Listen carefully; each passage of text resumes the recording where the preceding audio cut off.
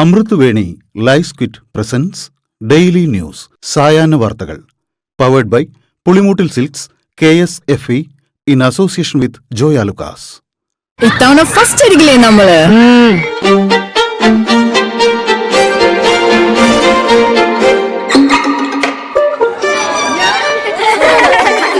കുട്ടികൾക്കൊക്കെ പെയിൻ ശല്യം ഉണ്ടാകും. അതുകൊണ്ട് ലൈസ് കിറ്റ് ഉപയോഗിച്ച് ക്ലാസ്സിൽ വരാൻ പ്രത്യേകം ശ്രദ്ധിക്കണം. ലൈസ് കിറ്റ് ലൈസ് റിമൂവർ പെയിൻ ശല്യത്തിൽ നിന്നും ഉടനടി ആശ്വാസം. നമസ്കാരം, ഞാൻ നീതു കൃഷ്ണ. ഡെയിലി ന്യൂസിന്റെ സായാഹ്ന വാർത്തകളിലേക്ക് സ്വാഗതം. ഇന്ന് ജൂലൈ 1 ബുധനാഴ്ച. വിഴിഞ്ഞം തുറമുഖത്ത് കുത്തക അനുവദിക്കില്ലെന്ന് മുഖ്യമന്ത്രി VD സതീശൻ നിയമസഭയിൽ. MSC അദാനി ഓഹരി കൈമാറ്റത്തിന് സർക്കാരിന്റെ അനുമതി വേണം. അദാനി അപേക്ഷ തന്നിട്ടില്ല. 13,000 കോടി രൂപയ്ക്ക് 49% ഓഹരി കൈമാറാനുള്ള ധാരണ മാധ്യമങ്ങളിലൂടെയാണ് അറിഞ്ഞത്. വിഴിഞ്ഞം തുറമുഖത്ത് ദേശീയ സുരക്ഷയും പൊതുതാൽപര്യവും സംരക്ഷിക്കുകയും മത്സര സാധ്യത ഉറപ്പാക്കുകയും ചെയ്യും. വിഴിഞ്ഞം തുറമുഖം മാത്രമല്ല, ബേപ്പൂർ തുറമുഖവും വികസിപ്പിക്കുമെന്നും മുഖ്യമന്ത്രി സഭയിൽ പറഞ്ഞു.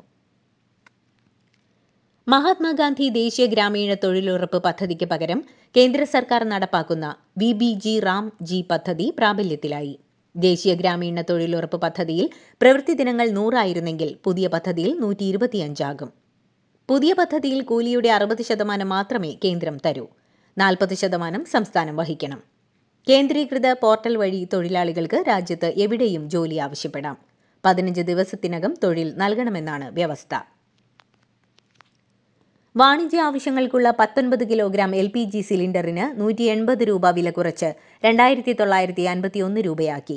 ഗാർഹിക ആവശ്യങ്ങൾക്കുള്ള LPG സിലിണ്ടറുകളുടെ വിലയിൽ മാറ്റമില്ല. ഇതേസമയം വ്യോമയാന ഇന്ധനവില ലിറ്ററിന് 5 രൂപ കുറച്ചു. സ്വകാര്യ എണ്ണ വിതരണ കമ്പനിയായ നയാര എനർജിയുടെ കീഴിലുള്ള പമ്പുകളിൽ പെട്രോളിന് ലിറ്ററിന് 5 രൂപയും ഡീസലിന് 3 രൂപയും കുറച്ചിട്ടുണ്ട്. ആസൂത്രണ ബോർഡിലേക്ക് PSC നടത്തിയ പരീക്ഷയിൽ 1ാം റാങ്കുകാരൻ ഇടതുപക്ഷ സംഘടനയുടെ സജീവ പ്രവർത്തകനാണെന്നും ആസൂത്രിത ഗൂഢാലോചന നടന്നിട്ടുണ്ടോ എന്ന് സംശയിക്കണമെന്നും യുവജനക്ഷേമ വകുപ്പ് മന്ത്രി OJ ജനീഷ്. നിലവിലെ റാങ്ക് പട്ടിക അനുസരിച്ച് ജോലി ലഭിച്ചവരുടെ നിയമനം റദ്ദാക്കണമെന്നും മന്ത്രി ആവശ്യപ്പെട്ടു. വിഴിഞ്ഞത്തെ അദാനിയുടെ ഓഹരി കൈമാറ്റത്തിൽ ആശങ്കയുണ്ടെന്ന് പ്രതിപക്ഷ നേതാവ് പിണറായി വിജയൻ. മത്സരമില്ലെങ്കിൽ വികസനത്തെ സാരമായി ബാധിക്കും. ഒറ്റ കമ്പനിയിലേക്ക് കാര്യങ്ങൾ ചുരുങ്ങുന്ന സ്ഥിതി വരും. അത് സംസ്ഥാനത്തിന്റെ വികസന താൽപര്യത്തിന് ദോഷം ചെയ്യും. MSCക്ക് കുത്തക അവകാശം കിട്ടുന്ന സ്ഥിതി ഒഴിവാക്കണമെന്നും പ്രതിപക്ഷ നേതാവ് ആവശ്യപ്പെട്ടു. കേന്ദ്ര സർക്കാരിന്റെ ഫോറിൻ കോൺട്രിബ്യൂഷൻ റെഗുലേഷൻ ആക്ട് നിയമ ഭേദഗതിക്കെതിരെ നിയമസഭാ പ്രമേയം പാസാക്കി. മുഖ്യമന്ത്രി VD സതീശൻ അവതരിപ്പിച്ച പ്രമേയത്തെ LDF പിന്തുണച്ചു. സഭയിലുണ്ടായിരുന്ന 2 BJP അംഗങ്ങൾ എതിർത്ത് വോട്ട് ചെയ്തു. പോലീസ് ഉദ്യോഗസ്ഥർ ഔദ്യോഗിക വേഷത്തിൽ മതപരമായ ചടങ്ങുകളിലും ആഘോഷത്തിലും പങ്കെടുക്കരുതെന്ന് നിർദ്ദേശവുമായി DGP ഉത്തരവിട്ടു. ആഭ്യന്തരമന്ത്രി രമേശ് ചെന്നിത്തലയെ സന്ദർശിച്ച് മുൻ മന്ത്രി കടകംപള്ളി സുരേന്ദ്രൻ. രാവിലെ 7:30യോടെയാണ് സ്കൂട്ടർ ഓടിച്ച് കടകംപള്ളി സുരേന്ദ്രൻ രമേശ് ചെന്നിത്തലയുടെ വീട്ടിലെത്തിയത്. 15 മിനിറ്റ് കൂടിക്കാഴ്ച ചില നിസ്സാര ശുപാർശകൾക്ക് വേണ്ടിയായിരുന്നെന്ന് കടകംപള്ളി പ്രതികരിച്ചു.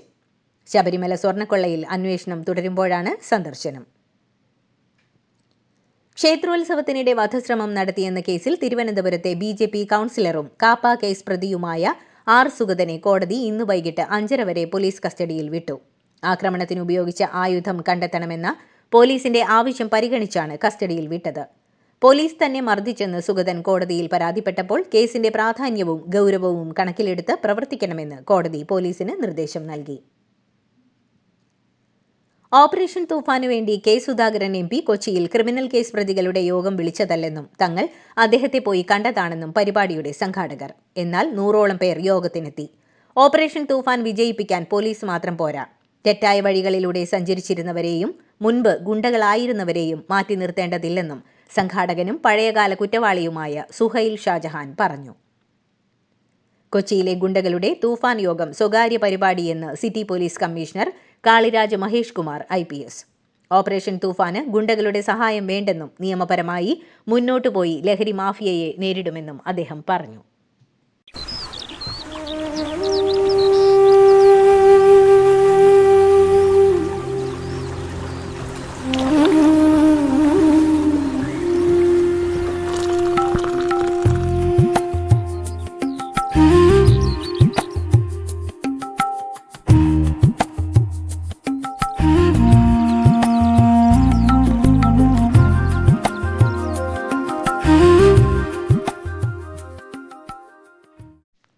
TP ചന്ദ്രശേഖരൻ വധക്കേസിലെ പ്രതി കൊടി സുനി തവനൂർ സെൻട്രൽ ജയിലിൽ ഉദ്യോഗസ്ഥരെ കബളിപ്പിച്ച് ഫോൺ വിളിച്ചെന്ന് കണ്ടെത്തി. സഹതടവുകാരന്റെ ഫോൺ കാർഡ് ഉപയോഗിച്ചാണ് ഫോൺ വിളിച്ചത്. കൂടുതൽ അന്വേഷണത്തിന് തവനൂർ ജയിൽ സൂപ്രണ്ട് ഉത്തരവിട്ടു. വടക്കൻ കേരളത്തിൽ വ്യാപക മഴക്കെടുതികൾ. കാസർഗോഡും കോഴിക്കോടും മണ്ണിടിഞ്ഞ് അപകടമുണ്ടായി. കാസർഗോഡ് കാഞ്ഞങ്ങാട് സംസ്ഥാന പാതയിൽ മണ്ണിടിഞ്ഞ് മുകളിലേക്ക് വീണു. കോഴിക്കോട് വടകര ദേശീയപാതയിൽ വീണ്ടും മണ്ണിടിച്ചിലുണ്ടായി. മുതലപ്പൊഴിയിൽ ശക്തമായ കടൽക്ഷോഭത്തെ തുടർന്ന് മത്സ്യബന്ധന വള്ളം മറിഞ്ഞു. കടലിൽ വീണ തൊഴിലാളികളെ ലൈഫ് ഗാർഡുമാർ രക്ഷപ്പെടുത്തി. വ്യാപകമായി മഴ ലഭിച്ചതിനാൽ സംസ്ഥാനത്ത് ഇന്നലെ വൈദ്യുതി ഉപയോഗം 400 മുതൽ 600 വരെ മെഗാവാട്ട് കുറവായിരുന്നുവെന്ന് KSEB. ഇന്ന് ദേശീയ ഡോക്ടേഴ്സ് ദിനം. ഈ വർഷത്തെ ഡോക്ടേഴ്സ് ദിനത്തിന്റെ പ്രമേയം behind the mask, who heels the healers. ഡോക്ടർമാരുടെ ത്യാഗവും കാരുണ്യവും മുൻനിർത്തി മികച്ച ആരോഗ്യ പരിപാലനത്തിന്റെ പ്രാധാന്യത്തെക്കുറിച്ച് പൊതുജനങ്ങളിൽ അവബോധം വളർത്തിയെടുക്കണമെന്ന് ഈ ദിവസം ഓർമ്മിപ്പിക്കുന്നു. പ്രതിരോധ മന്ത്രി രാജ്നാഥ് സിംഗ് പാർലമെന്റിനെ തെറ്റിദ്ധരിപ്പിച്ചെന്നാരോപിച്ച് Congress general secretary KC Venugopal MP Lok Sabha speaker Om ബിർളയ്ക്ക് അവകാശ ലംഘന നോട്ടീസ് നൽകി. 2025 ഏപ്രിലിൽ പഹൽഗാമിലുണ്ടായ ഭീകരാക്രമണത്തിന് തിരിച്ചടിയായി ഇന്ത്യ നടത്തിയ ഓപ്പറേഷൻ സിന്ദൂർ സൈനിക നീക്കത്തിൽ ഒരു ഇന്ത്യൻ സൈനികന് പോലും ജീവൻ നഷ്ടപ്പെട്ടിട്ടില്ലെന്നാണ് കഴിഞ്ഞ വർഷം ജൂലൈയിൽ രാജ്നാഥ് സിംഗ് ലോക്സഭയിൽ പറഞ്ഞിരുന്നത്. എന്നാൽ 6 ഇന്ത്യൻ ജവാന്മാർ വീരമൃത്യു വരിച്ചെന്ന വിവരം കഴിഞ്ഞ ദിവസം കേന്ദ്ര സർക്കാർ പുറത്തുവിട്ടിരുന്നു. അയോധ്യ രാമക്ഷേത്രത്തിലെ സംഭാവന കൊള്ളക്കേസിലെ പ്രതികളെ ജയിലിലെത്തി ചോദ്യം ചെയ്തു. കോടതി അനുമതി ലഭിച്ചതോടെ പ്രധാന പ്രതികളിലൊന്നായ അവിനാഷ് ശുക്ലയെ ഇന്നലെ ചോദ്യം ചെയ്തിരുന്നു. ശുക്ലയുടെ വീട്ടിൽ നിന്ന് 20 ലക്ഷം രൂപ കണ്ടെടുത്തു. മോഷ്ടിച്ച പണം ശുചിമുറിയിൽ ഒളിപ്പിച്ച് പുറത്തേക്ക് കടത്തുന്നതായിരുന്നു പതിവെന്ന് അവിനാഷ് ശുക്ല മൊഴി നൽകി. മുൻ ട്രസ്റ്റി അനിൽ മിശ്ര, ട്രസ്റ്റ് അംഗം ഗോപാൽ റായ് എന്നിവരെയും ഉടൻ ചോദ്യം ചെയ്യും. അയോധ്യ ക്ഷേത്രത്തിലെ സംഭാവന കൊള്ളയ്ക്കെതിരെ പ്രതിഷേധവും രാഷ്ട്രീയ പ്രചാരണവും തടയാൻ ജാഗ്രതയോടെ കേന്ദ്ര സർക്കാരും UP സർക്കാരും. കോൺഗ്രസ് അടക്കമുള്ള പ്രതിപക്ഷ കക്ഷികളിലെ നേതാക്കളെ അയോധ്യയിലേക്ക് പ്രവേശിപ്പിക്കരുതെന്നാണ് BJPയുടെ നിലപാട്. ഇതേസമയം വിഷയം ഏറ്റെടുക്കാൻ ഇന്ത്യ സഖ്യത്തിൽ വീണ്ടും ചർച്ച നടക്കും. വിഷയം പാർലമെന്റിലെ വർഷകാല സമ്മേളനത്തിൽ പ്രതിപക്ഷം ഉന്നയിക്കും. തമിഴ്നാട്ടിൽ TVK സഖ്യമുണ്ടാക്കാൻ മുഖ്യമന്ത്രി വിജയ് ഈസ്റ്റ് കോസ്റ്റ് റോഡിലെ ആഡംബര റിസോർട്ടിൽ വിളിച്ചു ചേർത്ത യോഗത്തിൽ ഇടതു പാർട്ടികൾ പങ്കെടുക്കില്ല. സർക്കാർ രൂപീകരണത്തിന് സഹായിച്ച പാർട്ടികൾക്ക് നന്ദി പറയാൻ കൂടിയാണ് വിജയ് ഇന്ന് വൈകിട്ട് 4-ന് യോഗം വിളിച്ചത്. DMK സഖ്യം വിട്ട് തന്റെ സർക്കാരിന് പിന്തുണ നൽകിയ കോൺഗ്രസ്, മുസ്ലിം ലീഗ് അടക്കമുള്ള കക്ഷികളുടെ നേതാക്കൾ ഇന്ന് 4-ന് നടക്കുന്ന യോഗത്തിൽ പങ്കെടുക്കും. 2028 നിയമസഭാ തെരഞ്ഞെടുപ്പിൽ തെലങ്കാനയിൽ ഭരണം പിടിക്കുമെന്ന BJP അധ്യക്ഷന്റെ പ്രസ്താവനയെ പരിഹസിച്ച് മുഖ്യമന്ത്രി രേവന്ത് റെഡ്ഡി. പശ്ചിമബംഗാളിലേതുപോലെ BJPയുടെ തന്ത്രങ്ങൾ തെലങ്കാനയിൽ നടക്കില്ലെന്നും അടുത്ത തെരഞ്ഞെടുപ്പിൽ കോൺഗ്രസ് BJPയെ ഞെരിച്ചമർത്തുമെന്നും രേവന്ത് റെഡ്ഡി പറഞ്ഞു. ഇന്ത്യൻ കരസേനയുടെ ആധുനികവൽക്കരണത്തിനു പ്രഥമ പരിഗണന നൽകുമെന്ന് കരസേനാ മേധാവി ജനറൽ ധീരജ് സേത്ത്. ഇതിനായി വിജയ് കർമ്മ പദ്ധതി നടപ്പാക്കുമെന്നും പ്രഖ്യാപിച്ചു. പുതിയ യുദ്ധമുഖങ്ങൾക്ക് പ്രാപ്തമാകുന്ന രീതിയിൽ സേനയെ മാറ്റുമെന്നും അദ്ദേഹം പറഞ്ഞു. വെനസ്വേലയിൽ മരിച്ച ഇന്ത്യൻ നാവികന്റെ മൃതദേഹത്തിൽ ആന്തരികാവയവങ്ങൾ ഉണ്ടായിരുന്നില്ലെന്ന് പോസ്റ്റ്മോർട്ടം റിപ്പോർട്ട്. 33-കാരനായ രാകേഷ് ചൌഹാന്റെ മൃതദേഹം നാട്ടിലെത്തിച്ച് പരിശോധിച്ചപ്പോഴാണ് ശരീരത്തിലെ ആന്തരികാവയവങ്ങൾ ഇല്ലെന്ന് കണ്ടെത്തിയത്. ഹരിയാന സംസ്ഥാന മലിനീകരണ നിയന്ത്രണ ബോർഡിൽ നിന്ന് 169 കോടി രൂപ തട്ടിയെടുത്ത കേസിൽ മുതിർന്ന IAS ഉദ്യോഗസ്ഥൻ പർദീപ് കുമാറിനെ CBI അറസ്റ്റ് ചെയ്തു. സർവീസിൽ നിന്ന് വിരമിക്കുന്ന ദിവസമാണ് പിടിയിലായത്.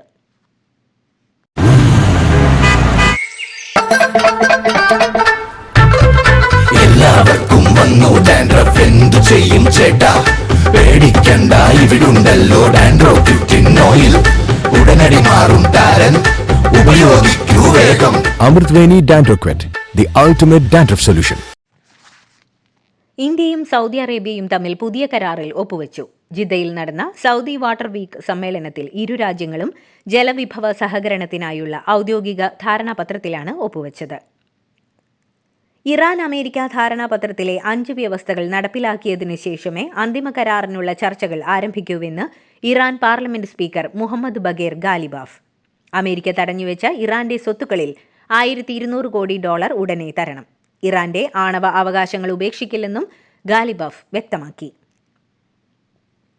ഹോർമൂസിലെ മൈനുകൾ നീക്കം ചെയ്യുക സങ്കീർണമാണെന്നും അന്താരാഷ്ട്ര വിദഗ്ധരുടെ സേവനം ആവശ്യമാണെന്നും ഖത്തർ. അമേരിക്ക ഇറാൻ സമാധാന ധാരണയുടെ ഭാഗമായുള്ള ചർച്ചകൾ ഇപ്പോഴില്ലെന്നും ഖത്തർ വ്യക്തമാക്കി. ചൈനയുടെ തലസ്ഥാനമായ ബെയ്ജിംഗിലെ ഏറ്റവും ഉയരം കൂടിയ കെട്ടിടത്തിലേക്ക് വിമാനം ഇടിച്ചു കയറി പൈലറ്റിന് ദാരുണാന്ത്യം. കെട്ടിടത്തിലുണ്ടായിരുന്ന 13 പേർക്ക് സംഭവത്തിൽ പരിക്കേറ്റു. ബ്രിട്ടനിൽ അഭയം ലഭിച്ച ശേഷം ജോലി ചെയ്യുന്ന അഭയാർത്ഥികൾക്ക് വേണ്ടി സർക്കാർ അവരുടെ താമസത്തിനും ജീവിത ചെലവിനുമായി വഹിച്ച തുക തിരിച്ചടയ്ക്കണമെന്ന പുതിയ നിയമനിർമ്മാണത്തിന് ബ്രിട്ടീഷ് സർക്കാർ. പുതിയ ഇമിഗ്രേഷൻ അഭയാർത്ഥി ബില്ലിന്റെ ഭാഗമായാണ് ഈ പുതിയ നിർദ്ദേശം. പാക് അതിർത്തിയിലേക്ക് ഡ്രോൺ ആക്രമണം നടത്തിയതായി അഫ്ഗാനിസ്ഥാൻ. ഇസ്ലാമിക് സ്റ്റേറ്റ് ഖൊറസാൻ താവളങ്ങൾക്ക് നേരെയാണ് ആക്രമണം നടത്തിയതെന്നാണ് താലിബാൻ സേന അവകാശപ്പെടുന്നത്. മുൻ ഇന്ത്യൻ താരം എസ് ശ്രീശാന്ത് നിരുപാധികം മാപ്പപേക്ഷിച്ചതോടെ 3 വർഷത്തെ വിലക്ക് കേരള ക്രിക്കറ്റ് അസോസിയേഷൻ പിൻവലിച്ചു. മലയാളി ക്രിക്കറ്റ് താരം സഞ്ജു സാംസണെ പിന്തുണച്ച് കേരള ക്രിക്കറ്റ് അസോസിയേഷനെതിരെ നടത്തിയ വിവാദ പരാമർശങ്ങളുടെ പേരിലായിരുന്നു വിലക്ക്. ഇന്ത്യ ഇംഗ്ലണ്ട് T20 പരമ്പരയ്ക്ക് ഇന്ന് രാത്രി 10-ന് തുടക്കം. കൗമാര താരം വൈഭവ് സൂര്യവംശി ഇന്ന് കളിക്കാൻ സാധ്യതയില്ല. ക്യാപ്റ്റൻ ശ്രേയസ് അയ്യർക്ക് ഇംഗ്ലണ്ടിനെതിരായ പരമ്പര നിർണായകമാണ്. മറുഭാഗത്ത് ഇംഗ്ലണ്ടിന്റെ ക്യാപ്റ്റൻസി ചുമതല ഹാരി ബ്രൂക്കിനാണ്. ഇക്വഡോറിനെ എതിരില്ലാത്ത 2 ഗോളുകൾക്ക് വീഴ്ത്തി മെക്സിക്കോ ലോകകപ്പിന്റെ പ്രീ ക്വാർട്ടറിലെത്തി. 22-ാം മിനിറ്റിൽ ഹൂലിയൻ ക്വിനോനെസിന്റെ ഗോളിലൂടെ മുൻപിലെത്തിയ മെക്സിക്കോ 31-ാം മിനിറ്റിൽ റൗൾ ഹിമേനേസിന്റെ ഗോളിലൂടെ ലീഡുയർത്തി. കളി അവസാനിപ്പിക്കാൻ നിമിഷങ്ങളുള്ളപ്പോൾ ഇക്വഡോർ താരം പിയറോ ഹിൻകാപ്പിക്ക് വായപൊത്തി സംസാരിച്ചതിന് ചുവപ്പ് കാർഡ് കണ്ട് പുറത്തു പോകേണ്ടി വന്നു. ഫിഫ ലോകകപ്പിൽ റെക്കോർഡുകൾ തിരുത്തി കുറിച്ചുകൊണ്ട് ഫ്രഞ്ച് മുന്നേറ്റ നിര താരം കിലിയൻ എംബാപ്പെ സ്വീഡനെതിരെ നോക്കൌട്ട് പോരാട്ടത്തിൽ ഇരട്ട ഗോളുകൾ നേടിയതോടെ ലോകകപ്പ് ചരിത്രത്തിൽ നോക്കൌട്ട് റൗണ്ടിൽ ഏറ്റവും കൂടുതൽ ഗോളുകൾ നേടുന്ന താരമെന്ന റെക്കോർഡ് 28-കാരനായ എംബാപ്പെ സ്വന്തമാക്കി. നെതർലാൻഡ്സ് ഫുട്ബോൾ ടീം മുഖ്യ പരിശീലകൻ റൊണാൾഡ് കോമാൻ രാജിവെച്ചു. റൗണ്ട് ഓഫ് 32-ൽ മൊറോക്കോയോട് പെനാൽറ്റി ഷൂട്ടിൽ പരാജയപ്പെട്ടതിന് തൊട്ടു പിന്നാലെയാണ് 63-കാരനായ കോമാൻ രാജി പ്രഖ്യാപിച്ചത്. ഇതോടുകൂടി ഡെയിലി ന്യൂസിന്റെ ഇന്നത്തെ സായാഹ്ന വാർത്തകൾ സമാപിക്കുന്നു. ഡെയിലി ന്യൂസിനു വേണ്ടി വാർത്തകൾ വായിച്ചത് നീതു കൃഷ്ണ. DailyNewsLive.in വാർത്തകൾ വിരൽ തുമ്പിൽ.